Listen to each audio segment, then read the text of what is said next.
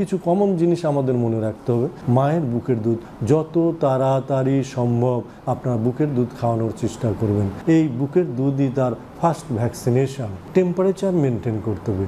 Temperature maintain যদি না করা যায় তাহলে বাচ্চার অনেক ক্ষতি হবে। একটা সাধারণ বাচ্চা আমরা কীভাবে বুঝতে পারবো যে বাচ্চা ভর্তি লাগবে? মনে রাখবেন, একটা বাচ্চা যদি মায়ের বুকের দুধ ভালো না খায়, বাচ্চা যদি নেতায় যায়, নড়াচড়া কম করে, বাচ্চার শ্বাসকষ্ট হচ্ছে, খিঁচুনি হচ্ছে, বারবার বমি করছে, জন্মের প্রথম 24 ঘন্টার মধ্যেই বাবু হলুদ হয়ে গেছে, মুখমণ্ডল হলুদ হয়ে গেছে, তা আপনাদের দেরি করার কোনো সুযোগ নাই। আপনি খুব তাড়াতাড়ি আপনার নিকটস্থ যে কোনো হসপিটালে, আমরা বলি স্পেশাল কেয়ার ইউনিটে এই বাচ্চাকে ভর্তি করা উচিত। এবং আমরা যদি একটু দেরি করি তাহলে আমরা অনেক অনেক বিপদের সম্মুখীন হতে পারে।